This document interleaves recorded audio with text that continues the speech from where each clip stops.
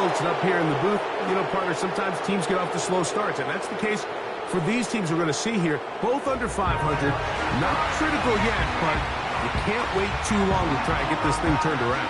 And I know it sounds crazy, Mike, but here we are, and it's only October. There's a long way to go.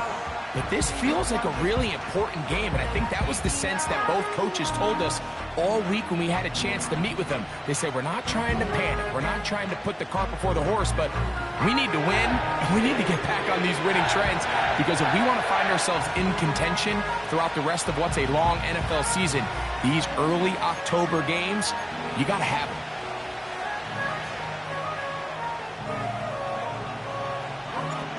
So pleased to have you along. This should be a good one. We're set, and off we go here on EA Sports.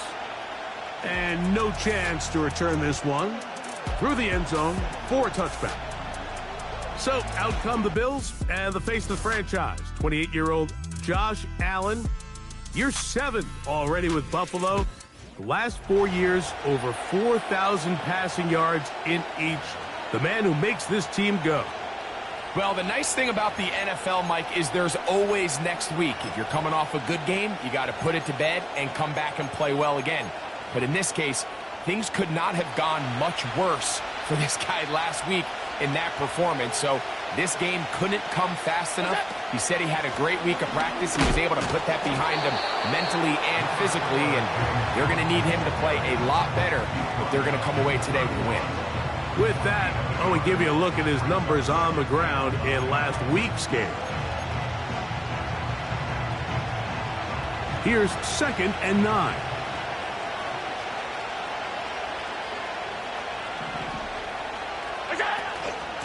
Once again, it's Cook.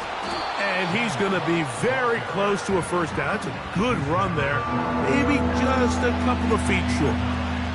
It's tough to completely celebrate, Mike, when you don't pick up the first down, but that's a run you will take every single time. I mean, good yardage in a lot of situations, it'll get you the first down, just not here. And he is going to have a Bills first down. At least at first glance, they'll spot the football just beyond the marker. They find a way to convert on 3rd and inches. He gets this to the tight end, Dalton Kincaid.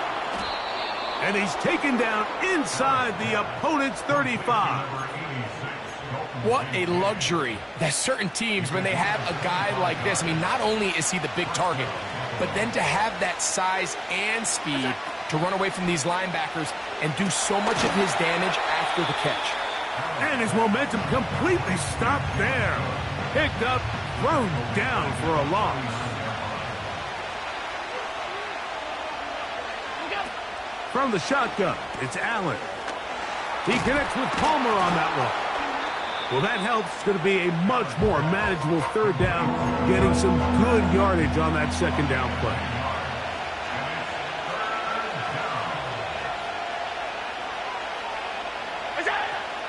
One more time going up top with Allen.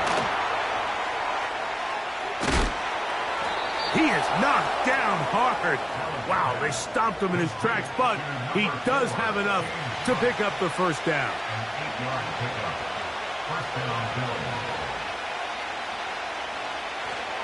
Allen going to give this to Davis. He makes one man miss, but stopped quickly as they hold him to a gain of 1. Here's a 2nd and 9.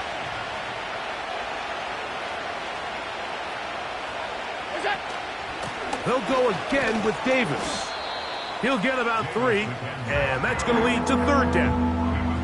Play 10 of this opening drive. And here's 3rd down. That's Palmer, the man in motion. On 3rd down, it's Josh Allen. Pass complete right side to Kincaid.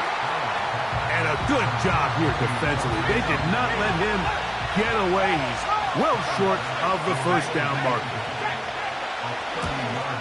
Passes kick is good. And the Bills will take a 3-0 lead.